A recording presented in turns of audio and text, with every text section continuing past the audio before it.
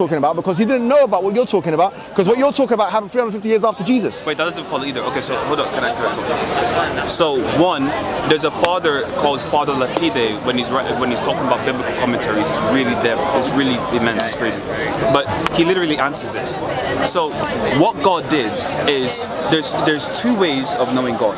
Okay, there's something we call an analogy of proper proportion, meaning you know God exists from reasoning from effects to cause. When I came here, what caused me to come here? The train, what caused the train, blah, blah, blah. You get to God. So this is one way of knowing God. This relation is a relation of proportion. There's another way of knowing God, which is the knowledge of his secrets. Like how the Holy Spirit says, he who searches the mind of God knows all things. If God, you cannot know this from cause and effect though, because there's nothing within an effect and the cause that allows you to know the secrets of God. That has to be given from another relation. Okay. So the other relation is given to us in who? In the Word, because the Word is the mind, is literally the mind of God. Okay. So the Word, but what the Word does, according to John 1:14, is that it comes into flesh and expresses that mind of God completely to then teach us the Trinity.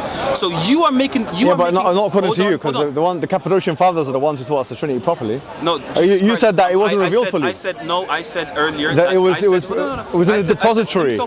I said earlier the Trinity is in the New Testament, and I could argue that against you, but then you didn't want to talk about that. So now I'm talking about, hey, you brought up the prophets in the Old Testament. The prophets in the Old Testament are saying, oh, the Lord our God, Veritas. Veritas. Yeah. Me and you agreed there's doctrinal development. Yeah, but hold on. You said you said there's doctrinal development, and you said it's okay for there to be doctrinal development, because you said that God said it's okay for there to be doctrinal development because he's going to reveal at a later stage, as mentioned in the book of John. But I'm critiquing something that you said. You said that when the author wrote Deuteronomy 4:6, where it says, "Hear, 6:4, sorry, where it says, 'Hear, O Israel, the Lord our God is one,' he didn't intend to express the Trinity. That doesn't follow, because the intention of him to express the Trinity, so there's different types of intention, okay? There's literally Henry Grenier, when he's speaking about Thomistic philosophy on intention, he speaks about this. There's the intending insofar as you are expressing and you are doing what your master wants you to do, even if you're actively not knowing it, okay? So what happens is, because God is communicating him this message, which we know from Jesus Christ, which we ground, because God is communicating to Moses this message, Deuteronomy 6:4, that he is one, but God also in his intention does not wish to exclude anybody from believing that God is not three persons. How do you know that? Therefore, it's because Jesus Christ says so. Okay, because but I can show you the Trinity in the New Testament. Why did he say that? Because I can show you the Trinity in the New Testament. No, but hold on. If that was true, listen to my argument, because you're saying you can show it to me. But my argument is not, okay, we're going to have a biblical argument now and textual. This has nothing to do. No. My argument isn't that. Okay, let me go back to what I was saying in the beginning, because my argument was, okay, you can have your argument from the Trinity, which people, historians and others, are going to say is anachronistic, that you're superimposing a later doctrinal development into the book. That's fine. They can say whatever they want. The same way Muslims are saying. Yeah, it's true. Yeah, I agree. But let's go back to the point. The point is this: is that you agreed with me, okay? Number one, you agreed with me that social. Now let's go back on the agreements, because I like the agreements. Me and you both agreed that social Trinitarianism, which could be, and we haven't done. A type of social Trinitarianism sure. that takes three wills. Absolutely. Could imply polytheism. No, you said it does entail it. So you've said that it entails. So these people that claim to be Christian, that believe in three wills and three persons and so on and so forth, they're not Christian. They're polytheists. So me and you both agree they're mushrik. They're what the Quran talks about. The Quran is right when it's the Quran is correct when it's talking about that. So number one. Number two, now we then said, okay, let's see what else the Quran you would agree with. It seems like you agree with a lot of the Quran, because then you said that we agreed the doctrinal development to the point 350 years after Jesus Christ, in 381, when the second Constantinopolitan Creed came about, that's where it was fleshed out that the Holy Spirit was no longer a creature, as you mentioned, or an angel or any other thing, but that now the Holy Spirit was co-equal and co-eternal with the Father and the Son. Yes. So the point is that you said it's okay for that development to take place. Why? Because God said that he can keep that knowledge and then send it afterwards, like it's mentioned in the book of John, where it says, I have many things to say unto you. It's a secret knowledge. Beautiful. So if it was not known to the early Christians for 350 years, and you're allowing that because it says that's your interpretation of the Bible, if it was not known the first 350 years of Christianity, how conceivable is it that it was known to Abraham and Moses and all of these Old Testament prophets that were talking about one God. Yeah, and I just literally just told you, Lapide, he says, in their knowledge of reasoning from cause to effect, they did not think. Okay, we'll see what They did people. not I mean, you can think about this Okay, yourself. look, okay. If you can agree to disagree on the matter. I came to you and I said, you said the Trinity is 3 gods. Now you're bringing me up a specific we both agreed with type. I said that. We said that social Trinitarian. What? We both agreed that social Trinitarianism entails tritheism, which is polytheism. Okay, is that the Trinity? It's a version of the Trinity. Oh, which it's a a lot of version of Trinity. So now a version that's of what I was Trinitarians- talking about. Okay, That's so what I was wait, talking watch about. this. Is God logic social Trinitarian? I don't know what he is. I don't know what he so is. why did he bring up Trinity being 3 gods to him? I don't know Why what not he just is. Do I the same don't thing know what with he me. is. I asked you in the beginning. You Do said the same thing that you did to God Logic with me. I You said told that. God Logic, who is not a social Trinitarian, Yeah, what is he? that I don't he know what he believes. You told him that he's not a who is not a social Trinitarian, Yeah. that he believes in 3 gods. Show me how I No, believe in 3 gods. I didn't say that you believe in it. I said that your Catholic. Me and God Logic is the same. I'm not confirmed. No, hold on. I'm chilling. Let's go back again. Let me go again because I don't think people were here when I said this the first time. But I don't want to repeat myself because I think that you heard me the first time, and people definitely at home heard me. I said that there are 2 different You arguments. conceded and said that the No, Nicene hold on. Christianity is Trinity is not 3 gods. No, I didn't say that. I tell you what I said. We have it on clip. You said it's not 3 gods. Let me tell you what I said, and then you can remember it. With no me, problem. Yeah? Go ahead. I said that you've got 2 major. Okay, look. First of all, I cited an academic source, which is the Stanford Encyclopedia entry for the Trinity. Yeah, written by Dale Tuggy. He says, okay, which is not me. Yeah, but anyway, it's a peer-reviewed source, whatever. You can say you don't Dale like Tuggy it. is not an No problem, but authority. he's citing people though. You can look at bibliography and see what he says. You can look at the bibliography and see, okay, this is Making whatever. inference of No, you can look at the bibliography. It doesn't matter. It's a genetic fallacy. Say just, this guy's Unitarian. No, I'm not doing Yeah, that. fine. So just because we don't agree with somebody, it don't mean that he's wrong. Do you know what I mean? So anyway, so he's saying that there are different types of Trinity. One of them is Latin Trinitarianism, which you espouse. Another one is called social Trinitarianism, which is the idea that there's 3 different persons of the Trinity, and many social Trinitarians, like Craig, who I debated, believes that there are 3 different wills of those persons. Yeah, you're saying so. William Craig, according to you, is a disbeliever. Yeah, he's a disbeliever. He's a polytheist. You accept this? William Craig is a polytheist. He's a kafir. I don't know. Yeah, he's a kafir. Look, can I ask you this one question? No. I don't know anything about William the Okay, Craig. no, I but don't he watch the guy. he believes He's a random guy, no, bro. he's not a random guy, man. Christians don't care about this. Look, I don't know about that, man. I don't know about all that. Hijab. I don't know about all that. Okay, 3 persons, 1 God. So me and you agree Wait, hold that on. tritheism Hold is on. polytheism. Hold on. Me- You're so just talking what about is it? some random position. How's that random position? Can I talk, please? It's one of the major positions Hijab, of please. Trinitarianism. 3 persons existing in one nature, Okay. having the same existence. Is that 3 gods? I'm not saying that is. My argument. No. I'm not saying that that's tritheism. So it's not. It's not 3 gods. I'm not making an argument for tritheism when it comes to I your know, belief. but it's not 3 gods. No, right? I have a different issue with your thing. So it's not 3 gods. I'm not saying it's 3 gods. No. So it's not. No, your thing. I'm not saying it's 3 gods. No. A hijab. I'm saying yours. assert Yes, to me the I'm saying that affirmation the Thomistic. My problem with the I didn't Thomistic. mention anything about the Thomistic view. Okay, just but 3 persons, you- 1 nature. No, Is that 3 gods? I understand, but the Thomistic view, yeah, I'm not saying that's didn't mention clearly tritheistic. That's not my argument against it. Do you want to know what my argument I'm not- against? Do you want to know what my argument against that is? Okay, I'll tell you what my argument against your position is. It's not the same. It's not the same of social Trinitarianism. We've all both agreed that entails tritheism, and that's a different argument to the one I would use against someone like you. The argument I would use against someone who espouses the Thomistic position like yourself is 2 arguments. One of them, ironically, came from, as I mentioned, Craig himself, who he says this. He says that on the one hand, Thomists say that God is simple. Simple means he's not composed of parts or attributes, and the essence and the attribute are the same. There's identicality in essence and attribute. So he's bereft of different aspects. He doesn't even really have attributes. Exactly. So the position I'm following is this. You have a contradictory set of positions as Thomist because the contradiction is. I'm not even a Thomist. Why do you keep... If you agree with divine simplicity. I don't get it. So what do you believe? I'm just saying, look, Do you believe in divine I'm just simplicity or saying this. 3 persons, Father, Son, Holy Spirit, Do you- one nature and one existence. Do you is agree that with- 3 gods? Hold If on. that's not 3 Hold gods, on, that's hold it. on. I'm not confirmed in the Catholic Church. I can't speak for fine. Thomists. I'm trying to get your view. So I'm trying to get your view. So let me ask you this. Do you believe in divine simplicity? Yes. Okay. That's not Thomism. Oh, no problem. Okay. That's not Thomism. No problem. It's EOs believe in divine simplicity. No problem, brother. No problem. I'm not saying it's specific to Thomas Aquinas. But why do you keep bringing up Thomism? Because he is the main Catholic figure who espouses this in Summa Trinity. What do you call I'm it? not Theological. confirmed. I'm not speaking Okay. for the church. No problem. I'm just speaking about divine simplicity. I think what you're God see, being look, three persons, so far, does that mean that there's three gods? so far, it's been a back and forth of, I would say. I'm not trying to interrupt. It's not interruption, but what I think you're doing is convoluting things. But here's the thing: you just admitted to believing in divine simplicity. Of course. Okay, my argument therefore is as follows. Let me lay it out for you and respond to it. If you believe in if you believe in divine simplicity, which is the idea that the attributes and the essence are identical, and that there are no aspects or parts, mereological in any sense of God, and God is absolute in every sense, if that's your belief, which is the divine simplicity view, how could you believe in three aspects in the Trinity in that one? What's an aspect?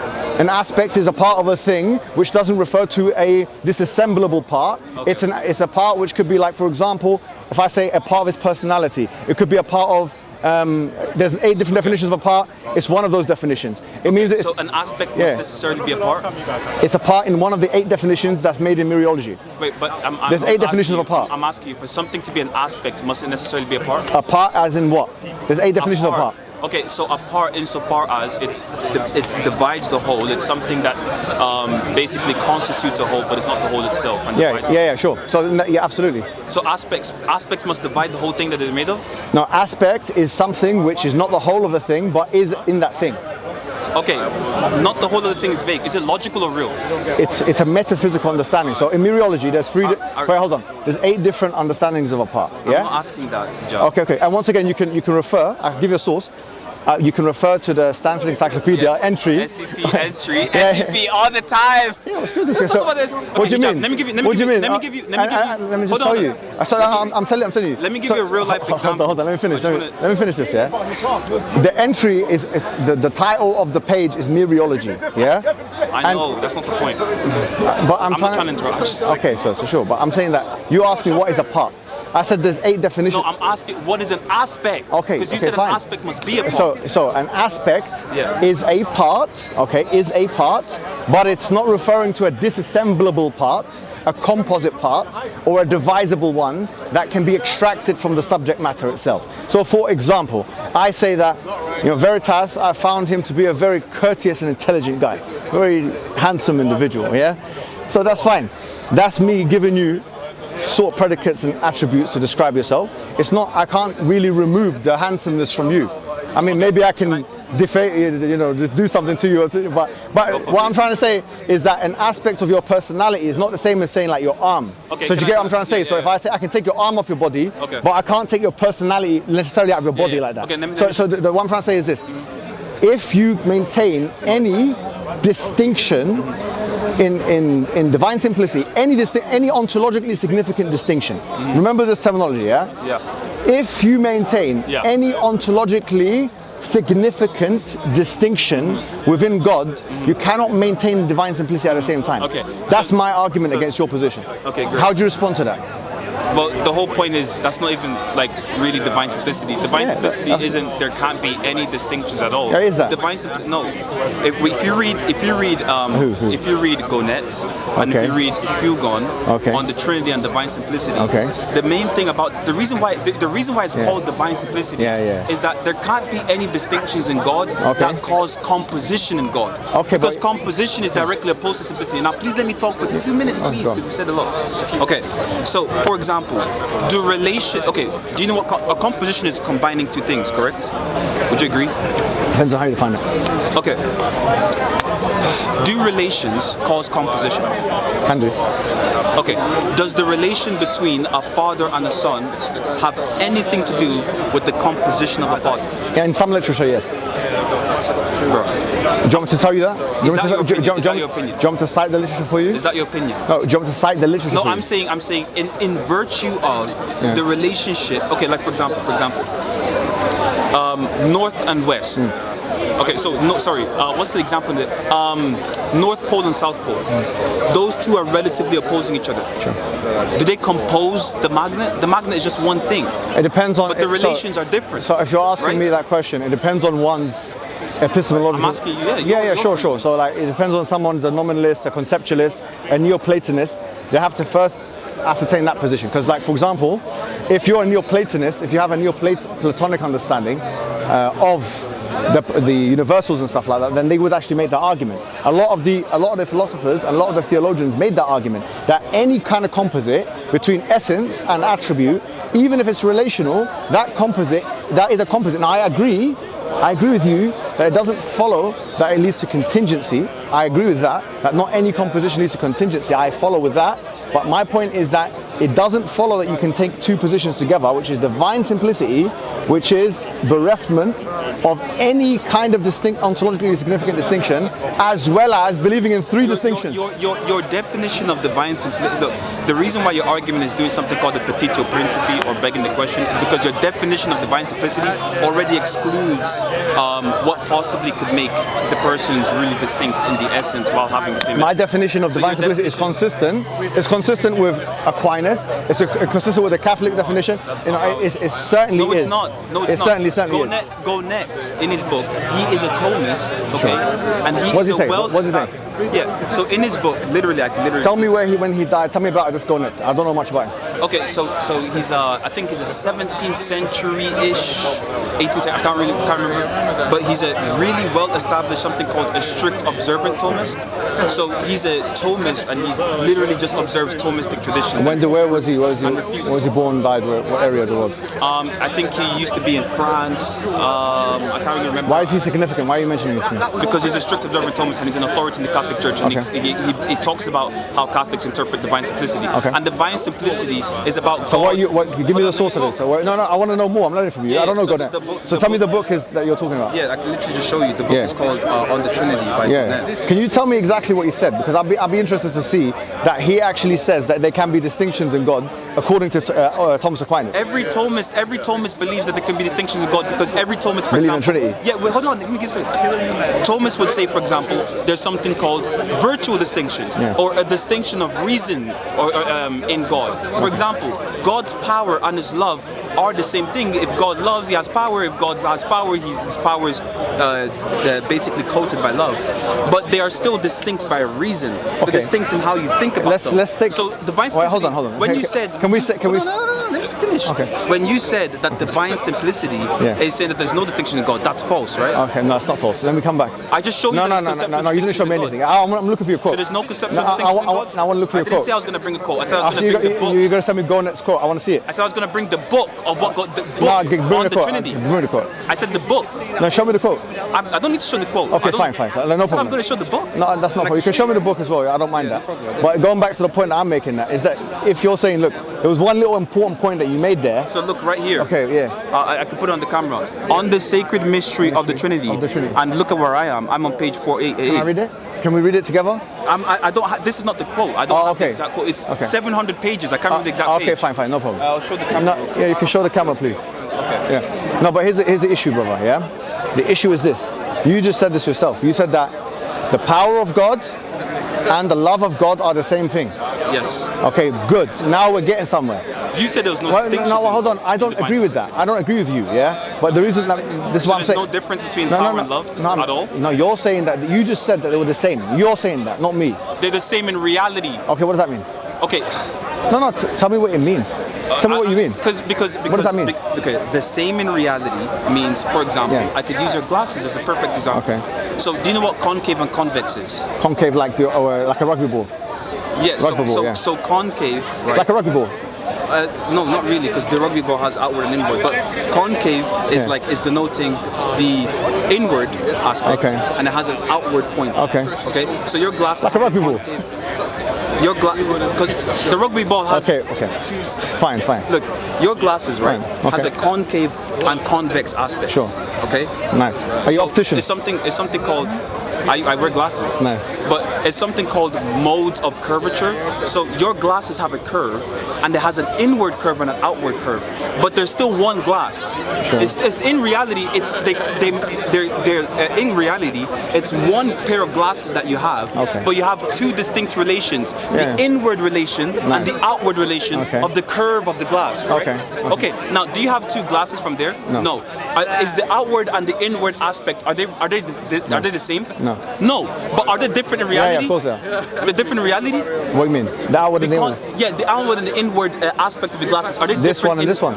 Yeah, are they distinct in reality? This one and that one. Yes. Yeah. Okay, great. They're distinct in reality. Okay, cool. Okay. Now, I would. Some people wouldn't want to say that they're distinct in reality, but fine, I'll grant you that because real distinction entails separation. But you can never separate. Not really. Okay. Separation in what sense? Separation meaning you can disjunct. You can disassemble them. Yeah. I don't agree with what you just said there. Of course, it's not true. them. For example, you said real distinction requires separation. I said no. I didn't say that. What did I you said say? real distinction entails the possibility of separation. Okay, that's not true. That's not true. Okay, I don't want to go on meta. I want to focus on. Okay, fine. So you have one glasses. Okay. Okay. You have the concave convex aspect, which you say they're really distinct. All we need to do is agree that they're distinct. Okay. I think they're logically distinct. Okay. You have the concave convex aspect. Yeah. They're logically distinct, but you have one glass in reality. You have So, one glass. So in God, you could say that the power and the love are conceptually distinct, logically distinct in your way of But thinking. are they the same essence? But in reality, they're They're one. They're the one same They're thing. one essence, yeah? Yes, one essence. Yeah, beautiful. One Okay, same so here's the thing. What you're telling me is this. The power of God Yes. is equivalent to the essence of God, correct? The power. What do you mean by equivalent? You mean equivalence in logic? Is the power the power of Yes. God is identity is the essence of God, correct? The power of God, its identity is the essence of God. Materially, yes. Sure. Really, Okay. no. So no problem. Is the love of Materially, yes. yeah, beautiful. Is the love of God the same? The love of God is the same as His power. Okay. Yes, materially, Excellent. yes, Beautiful. probably. So it follows then by the law of identity that the love is the power. Oh my gosh. There's no oh my God to it. That's how it is. So when you say the law, That's how it is. Okay. And I want So to. God is not really loving then, is he? No. You say God is love, but he's not really love, is he? You're trying to let me talk. Okay. Look, when you say love identity, Okay. it's actually interesting because I want to talk about this. When you say love identity, okay, what identity are you talking about? What do you mean? When you say love identity, you're talking about Leibniz law, correct? Yeah, the indiscernibles of identities. Yeah. Okay. So in symbolic logic, how's that going to be cashed out? What, do you want me to write up P this and that? What does that represent? What do you mean? No, what do you mean? What do you mean? So for example, in identity, Brother, in symbolic. do me a favor. Can you stop doing this thing where you're just going, like? Do you know what? I'm not even trying. I'm not trying to be rude. I'm not trying to be rude because I'm so hungry. No, again, and I don't want to explain all these things. This is fine. You don't need to do all that because you know why? Yeah. You come across as very intelligent without doing it. I apologize. Like what I'm saying is, you come across very intelligent without having to do that. Yeah. Like you're keeping up. You're talking. You're bringing things. You're teaching me. You're showing us books. There's no need for the If I'm asking, like, put it this way. If I start asking you, like, show me what you mean by that. Maybe in your mind because you're one step ahead. You know something I don't know. That we don't know. Maybe like, why is he telling me to do that? But then if you say it, then everyone starts to learn. Yeah. Maybe somebody else will say, you know what? Yeah, this is a good question because you could be a teacher. You're intelligent enough to be a teacher. You're charismatic enough and handsome enough to be a teacher. You can do it. Why not? No, honestly. So the point is that you got to be patient with your students. Yeah. Like they can. My daughter all the time. She asks me question. Sometimes I get frustrated, but you know what? I have to hold it because you know why? If I do that, I'm giving her opportunity to learn each time. Okay. You get? So if I say to you that, for example, can you tell me what you mean by that? Okay, I'm not trying to be pedantic. I actually want to know what you're talking about because I might not know it. Yeah. I'm at a stage now. Come to the park. And I speak to people like you, and with these guys here around. I've been here for a long time. I haven't come here. You know, I have a different approach to the park now. The approach is that let's see what I can learn from this individual. Okay. Hold on. But I've already established myself. You know, I've got absolutely nothing to prove here. Genuinely, I've got nothing to prove. I feel like this is like an impromptu visit. Come see you. See what you're talking about. You're talking about, what's the guy called again? That you said the book? That you were reading 700 Go Net. See, that's a person I didn't know much about. Well, I didn't know anything about. I might have heard of the book, blah, blah, blah. I've not heard them. So now I'm going to go home and say, Go Net. Let me see what his philosophy is. And I'm sure many people at home are going to be the same. Do you know what I'm trying to say? I'm going to check him. So what I'm trying to say is this.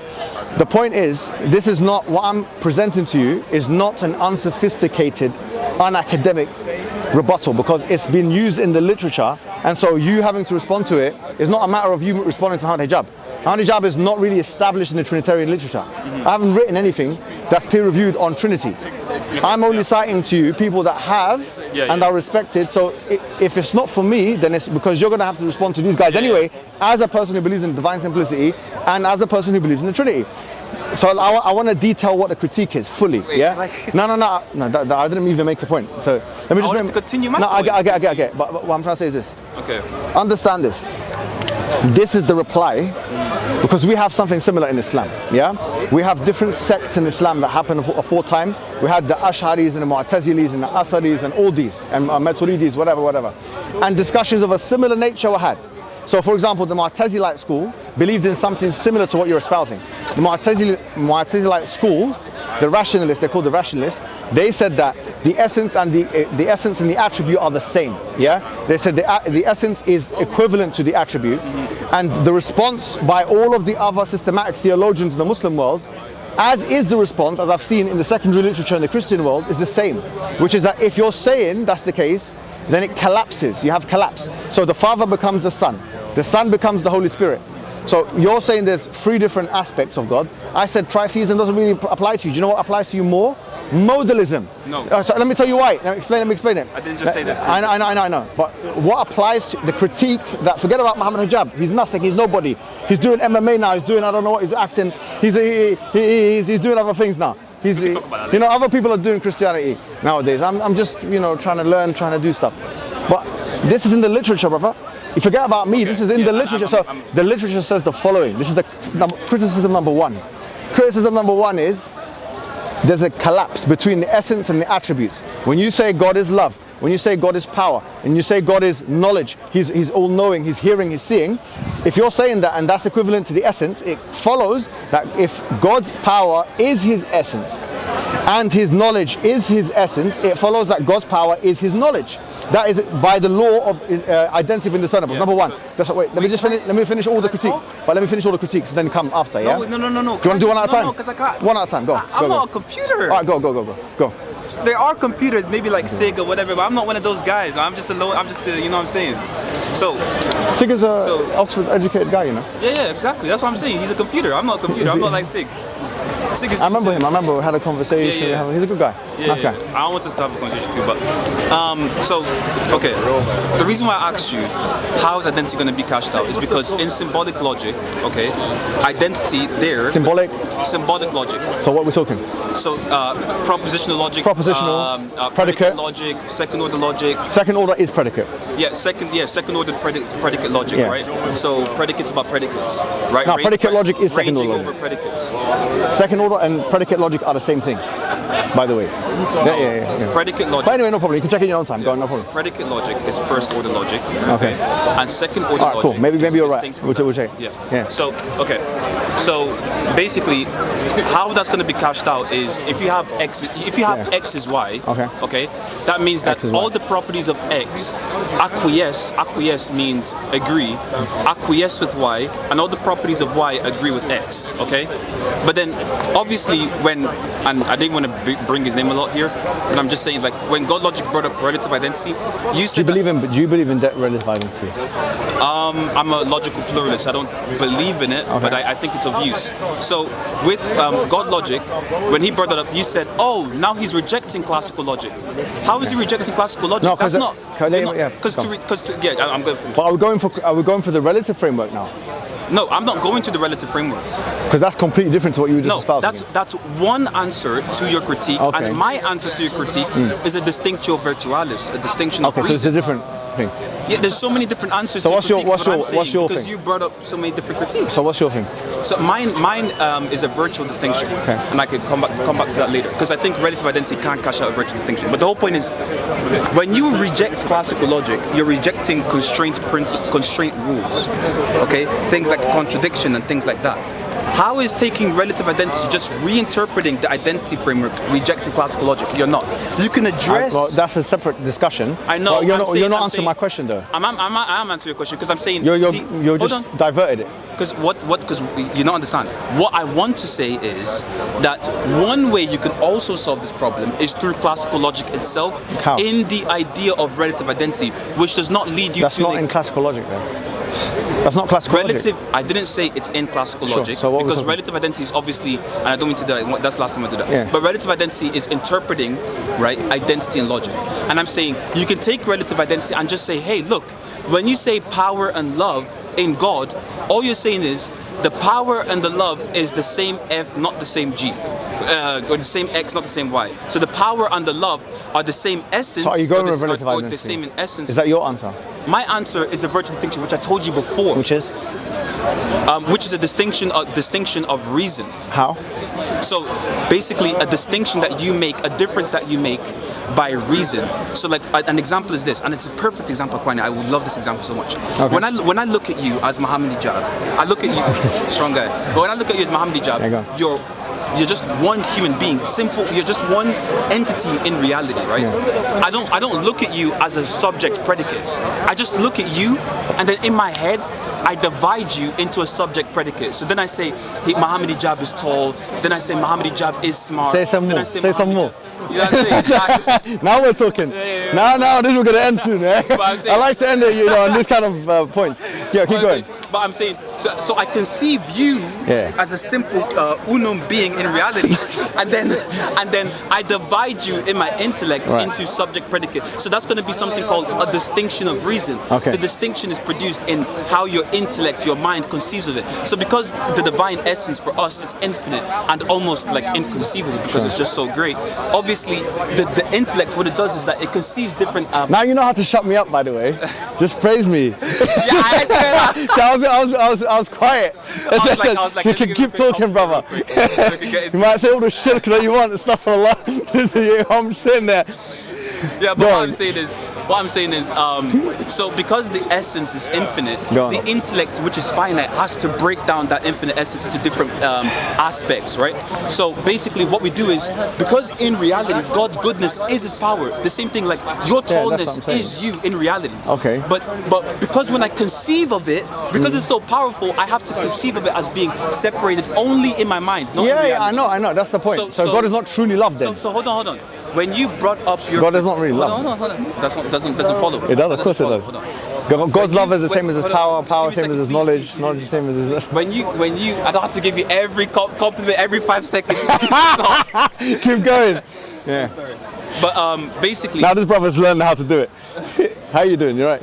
I'm doing good. Good to see you. You're gonna debate afterwards or what? I'm gonna have a seat and then I'm gonna do it Oh yeah, we can afterwards. see in the debate. Yeah, we'll go over there. Yeah, fine.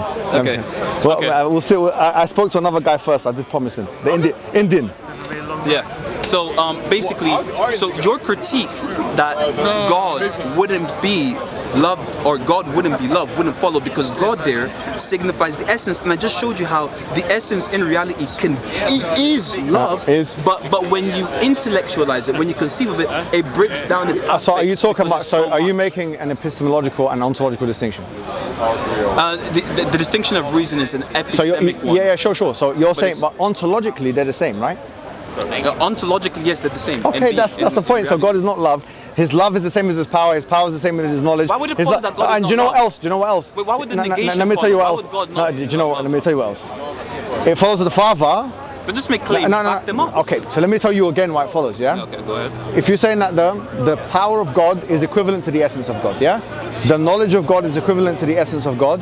The knowledge of God is equivalent to the essence of God. It follows that the power of God is equivalent to the love of God.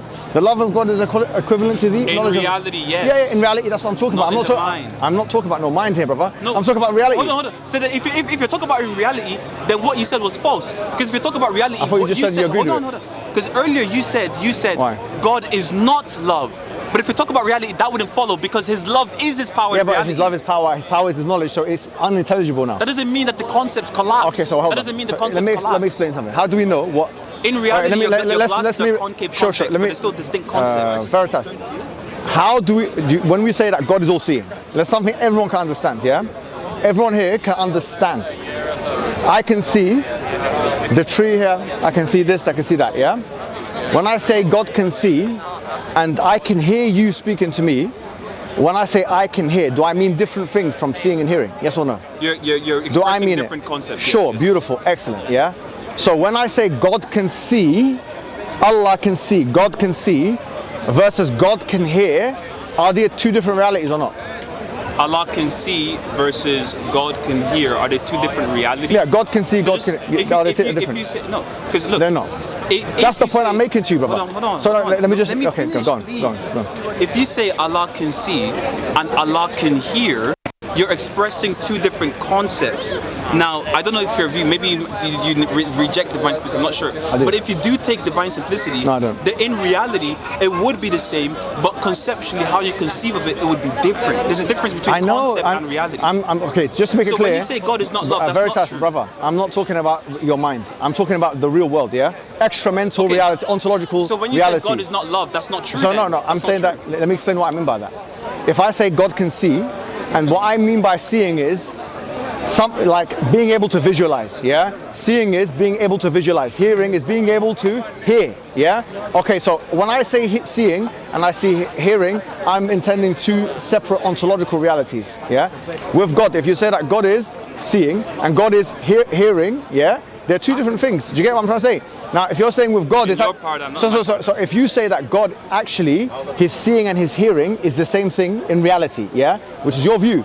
I'm saying then it becomes unintelligible what it means to be hearing, seeing, loving, etc. Do you get it? It means that you don't know what God is. Your God is basically, you might as well be an atheist. It's not, so basically, your view, are you saying that there's no semantic here's what I actually believe. content in there? I believe there's very limited difference between a strict divine simplicity and atheism itself. Atheism and divine simplicity are closely related. Why? Because the divine simplist cannot make any ontological claims about the attributes of God. Cannot say God can actually see, can actually hear, can actually know, can actually have power. So remember when we said in the beginning that you got tritheists that are more social Trinitarian types. I said I'm not accusing you of that. I'm accusing you of atheism or close to that. You're more close to an atheist than you are to a theist. Because you know why? Because your belief is that God's hearing is an unintelligible, real ontological proposition. God doesn't hear. God doesn't hear in the same, in any sense similar to the way I hear. In any way, he doesn't see in any way similar to the way I see. In any way similar. Have you read the Scholastics and the Knowledge of Proportion? Scholastics like who? St. Thomas Aquinas and his Scholastics. So like, for example, like Duns Scotus. Yeah, so for example, Abelard, for example, Scotus, anybody, there's an analogy. They have different, they actually differ though, because you know, Duns Scotus had univocity versus equivocity, and what do you call it, Aquinas has the idea of analogy, which is different. He actually refutes him. But the univocity of Scotus is only according to being, it's not according to the other attributes. That's not true. Literally, the Scotus argued for the univocity in his Ordinatio from being. Yeah, what does that mean? Being is univocal. But what does he mean by that? Yeah, what he means by that is that which is opposed to nothing. So what does that mean? That which is opposed to nothing. Tell me if I'm wrong. Meaning you're being because you're not. Wait, we're going all over the place. Can I just finish my statement? Go. Okay, so first off, there's so many different points I want to bring up, and this is another point I want us to get into because I want to ask some questions now. I'm not here to just get pressed. I want to ask you some questions. You're not getting pressed, bro. Because I don't see. I don't see you getting pressed. I see you holding your own. I know, but I'm saying I don't see. Don't put yourself in this back foot position, bro. I'm not. You're a very intelligent guy. Let me finish, please. Okay. So, for example, I don't see how Muslims can count one God from absolute identity because, from what I know, Sunni Muslims believe. Why are you going to Muslim for? Okay, I'm going. We haven't even finished with your perception yet. Hold on. But you're not answering the question, though. Let me answer. Go on. For example, Sunni Muslims believe in 99 ontologies. You cannot. Not count. really. They believe in more than that. Oh, more than 99 ontologies. That's interesting. You cannot count one Allah with absolute identity. And depends on which ones, like Ash'ari believe in 7, etc., whatever. Okay, so when you keep appealing to absolute identity to understand the divine simplicity, okay you're going to shoot yourself in the foot because I'm going to give you an argument. I don't believe in divine simplicity, brother. I know, but you're using absolute identity because you're saying that the properties of God, such as, for example, the power and the love, if they're the same thing in reality but only distinct in our mind, it would be unintelligible because you think that in absolute identity, all the properties between X and Y have to agree with each other. So basically, the love. Do I think that, or is that how it is? Yes, that's how it is. How is okay? So why do I think that? Why are you saying I'm thinking that? Both. It's how it is. Both can be true. Both are jointly satisfiable. Both can be true. Both can be true. So the point is, okay. First off, absolute identity. Use that. I'm going to use it against Islam. Second off, so you have to go too quickly. No. So you can't defend it on its own right. I'm saying, hey, if you use this, I'm going to use this. Second, how do you answer it? I'm going too.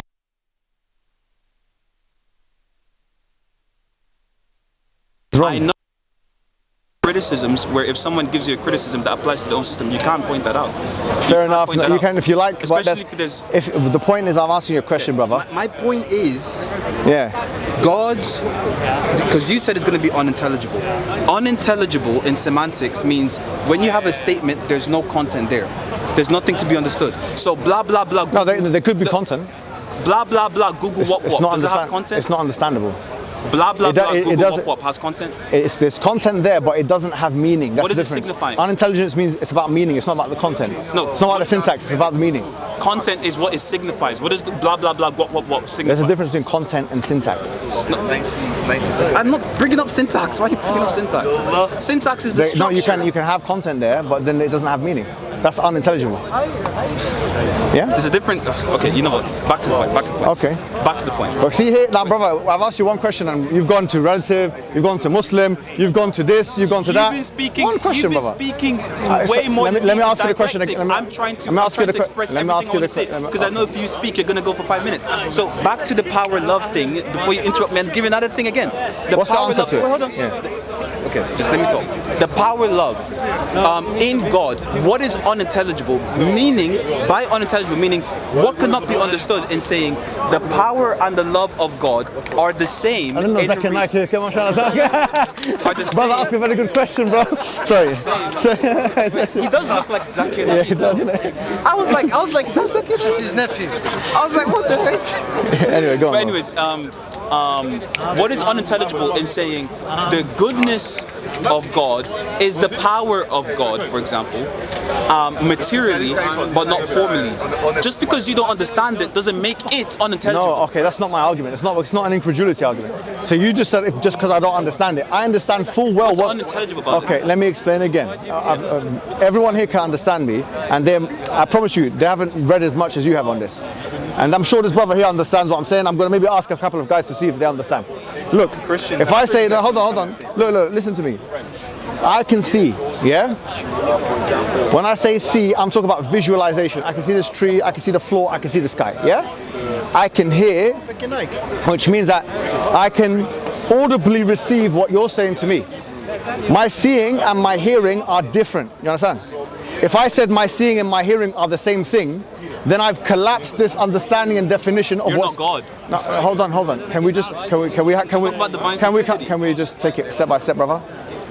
If I say my hearing is equivalent to my essence, and my seeing is equivalent to my essence, it would follow my hearing is equivalent to my seeing, which means that when I make the statement I can see and I can hear, this statement carries no... That's not even necessarily true. Okay, so I'm talking about things that if I make that statement, it no longer becomes meaningful in the sense that I can understand, that he can understand, anyone can understand. Likewise, if you say that God is love and he is power, and his love is his essence, and his power is his essence, therefore his power is his love, then the idea of love becomes meaningless now. It becomes something which is devoid of content, meaning, whatever you want to say, because what I understand by love is attachment. What I understand by power is ability to do X, Y, and Z. So if you collapse the definitions, you no longer have one. That's number one. So I'm not collapsing the definitions. Yes, you are. No, there's a different definite. So no, can I take this to the Trinity? If you say so, this is the issue of the Trinity. Then, if you say that I'm not collapsing definitions. no, but if you I'm say just saying that the same in reality. let's take this to Definitions remain distinct. I understand. The Trinity Because now. they're understood. If you say the Father is God, and the Son is God, Yes. and the Holy Spirit is God. You don't get three gods, right? So now what you get is the You don't Father. get three gods? Now what you get is the Father. So you don't get three gods. Can I? I'm not trying to be rude, because it's because online you say we have three Brother, gods. all the time. we've covered this ground. Okay, so we you said don't get three gods. we've covered this ground. Great. Brother, we're saying that the three gods assessment was for tritheism, social Trinitarianism. Okay. For you, I have a different argument. That's why I'm saying that. I'm not. You are not telling me whether our position. My argument is this: Father is God, Son is God, Holy Spirit is God. Yes. It follows the Father is the Son. So when wait, hold on. So what does that mean? So when Jesus was on the cross saying, Eli, Eli, lama sabachthani, God, God, why have you forsaken me? God was the Father. Why is that true? Why does the explanation? So let me just finish. So God died. You guys better say let me finish when I'm talking. Yeah, no, of course you can finish, brother. Okay, go ahead. So I'm saying is that God, for you, the Father is the Son. So if the Father is the Son, it follows that when the Son was dying on the cross, actually it was the Father dying on the cross. God died because actually for you, if the Father is equivalent to the essence, is the nature, and the Son is equivalent to the nature, it follows the Father is the Son. When Jesus died on the cross, the Father died on the cross, and the Holy Spirit died on the cross. That means nothing was there to keep the universe in order. Okay, great. So when you speak about equivalence in logic, it's called an equivalence relation. What is it? An equivalence relation is that if all the properties are the same for A and B, then it follows A and B are the same. What are the properties of an equivalence relation? What do you mean the properties of an equivalence relation? So, for logic, example, we have you're not. Have you written something on logic that I don't know about? So when you say we, is logic something that you've written about and that I don't know about? Like you've. As a student of logic, Okay, so we have something sure. called So an equivalence relation. So what are the properties of it? I'm asking. This is the equivalence You're relation. making a statement. You're saying the Father would be the Son. What are the properties of the relation in logic? If Clark Kent can fly and Superman. What makes an equivalence relation a relation? Oh, so what makes it an equivalence relation? An equivalence relation is of two different types. You have two different equivalence relations. One of them is called the law of indiscernibles of identities, and the other one is called the identity of indiscernibles. It's an opposite. So you can either have it in one way, which that's not two different types. So it's the same equivalence. It's not relation. actually the same. It's inverted. Let me explain. No. Why are you laughing? Why are we doing? Oh, brother, you're confusing the proposition. Okay, so with the equivalence if you don't want me to expound on what I'm saying, maybe I'm wrong. Maybe you could correct me, but you haven't even let me speak. So you're saying equivalence relations, yeah? If everything is the same, if you've got two identities, you've got A and B, all the properties are the same of A, that are the same of B, it follows A equals B. Now the opposite is also true, which means that if you have two things and that those identities are the same, it follows that they have the same properties. They're not the same. So if I say that you've got two properties with the same, you've got two identities with the same properties, or you can have two properties with the same identities, A equals B in both situations. Do you get it? So you are saying A equals B without explaining what an equivalence relation is, because I think I have explained it, brother. No. Please let me finish now. Let's wrap it up, When you say A equals B, you're using the equivalence relation without explaining it. I'm just going to explain it at this point because okay, this is a waste of time. So if you knew how to do it, then maybe we should have done it in the beginning. I wanted to. So the properties of an equivalence relation is going to be this: reflexivity, transitivity, and something else. Reflexivity, transitivity, and symmetry. Irreflexivity? And symmetry. So asymmetry. No, symmetry. Symmetry. Oh, symmetry. Yeah. A equals B equals A. So basically, the properties of an equivalence relation. These are not properties, by the way. Those are properties. They're not. Literally, have you read Rudolf Carnap? Brother, this is. Have you read Rudolf Carnap? Let me tell you why. No, stop interrupting me and then let me finish, please. What's transitivity? Explain it. Oh my gosh. Transitivity is just saying that you can take the properties of this variable to this other variable and transfer it to this variable, given that this other variable is this variable. So if you say x is y, the properties of x would transfer to y. Correct. The properties of y would transfer to x. So no, that's wrong. By the way, that's wrong. That's wrong. That's wrong. By the way, that's wrong. That's not wrong. No, that's wrong. No, that's wrong. What's wrong about what I said? Let me tell you what's wrong. Okay, go ahead. See, because you acted arrogantly. Okay, so hold on. You acted arrogantly. What's wrong about it? Let me tell you what's wrong with it. And I didn't ask anything and by the way, brother, I'm going to give you. Look, I've got nothing in my hand. I've got no phone. I'm going to close my point. Brother, I'm going to close my. Please just tell me. Let me. You're wrong. What you said was incorrect. I'll give you sources. I'll give you sources. Okay, great. What is it? Transitivity is not actually bidirectional. Let me explain why. You said that it's what? You said that A equals B and B equals A. That's not what transitivity is. Transitivity is. I didn't say A equals B, B equals brother, A. you did say it. And I didn't say that. I said the properties of. I said given that A is B, the properties of A would be in B, and vice versa. And vice versa. Okay, it's not vice versa actually. That's absolute identity. Okay, brother, you're talking about transitivity is a different thing, brother. That's a property of an equivalence relation used in absolute identity. Lower your voice. Let me give you some resources. Oh my gosh. See, look, right now I feel like you're panicking. I'm not gonna lie. It's panicking. You're panicking. You're jumping up and down. Your eyes are open. You can trust my chest if you want. No, brother, I feel like you're panicking. Wallahi, you are panicking, brother. So because look, transitivity is the following. It's one directional. A equals B, B equals C, therefore A equals C. That's what transitivity is. If you want a resource, read Jonathan Schaffer. Hold on. He has a whole paper of transitivity in the book Metaphysics and by Benjamin Schneider in the 8th chapter. By the way, I've memorized that. You can go check it yourself. Transitivity there's different models of it, by the way, which you didn't know and you didn't You didn't respect. Hijab, You didn't respect in who's in front of you, absolute brother. identity, Stop. It's it's nothing to do going with to it. be- You didn't respect who was in front of you. You didn't respect that I had knowledge that maybe you didn't. You didn't respect that. So that's why you're being corrected. Because the fact is, even Jonathan Shaffer, and I've done a whole lecture on In trans- absolute Hold on, identity, it's nothing are they to do gonna- with, brother. It's nothing to do with absolute identity. It has everything to do with absolute identity Calm because down, I'm critiquing, brother, calm down, what you calm brought up. down, calm down. You said, brother, okay, no, calm 'cause, down, look, calm down. You said, calm down. You said, I said, what are the properties of an equivalence relation considering absolute identity? Because the Okay, way the property, okay, that's not because the way, properties. hold on, that They're is- not. They're not Hijab, properties. I'm just going to talk over you. Look, properties. You don't need to, you can look, speak. Properties of the equivalence relation. Okay, there's three properties, and then the way that you They're understand, principles. the way that you understand, They're metaphysical the way principles. that you understand the properties. They're metaphysical principles. The way that you understand the properties. According to all of Be the grounding childish, man. theorists. Let me finish. They're not properties. They're grounding We theorists. started the conversation well. All the Stop being toxic. all the Let me grounding. finish, brother, bro. let's finish it. We're done. Thank you very much, Why are brother. you running away? I'm running away 'cause I'm a coward. That's no problem. I'm a coward. No problem. We're done here. You did say We're done. No, it's okay. Okay. Have it. It's fine. That's fine. It's cool. You said We're done. you said you want to We're have done. a We're long done. conversation We're done, brother. You keep started interrupting getting, me. brother. You started good. You ended it bad. No, you kept interrupting me. That's why I wasn't interrupting you at all, brother. was. With all due You respect, was. with all due respect, You would ask me a you're question and you're then jumping you up flood me and with more and more I don't and care. more. You're jumping up and down. Be honest, You were man. jumping up and you're panicking and you weren't having it. So see you later, brother. Hijab, a second ago, you went to learn from him. Before you Now catch him, won't Richard, I learn need to, anymore. can I speak to you quickly? That's what you said. No, brother, it's no problem. I've learned from him. He's a good man. I want to end it good. Let me end it good. Listen, let me end it good with you. What do you want to do? Shaking your hand, yeah? You're shaking my hand with Mike's Yeah, hand. sorry, brother. And let me shake your hand. Let me end it good with you. Okay. I didn't like how it ended. However, you're a very intelligent guy. I like your decorum for the 90% of what you. So I'm not gonna let this spoil it because you are a good guy. And you know what? Don't fall into what they're doing, brother. Because you know what? You're actually a Christian that's palatable to speak to. These guys here, they're not. Yeah. And everyone. So no, genuinely. So if you continue doing what you're doing, you'll actually be more of a representative for your religion and for your people, and by the way, for your race as well. At the end of the day, that's what I'm telling you. It's a racial thing now. The far right are trying to attack us. We don't. No, genuinely. Can you shut up, man? So genuinely, we're both ethnic minorities. There's a bigger picture here. The bigger picture is we don't need to create like division, this and that.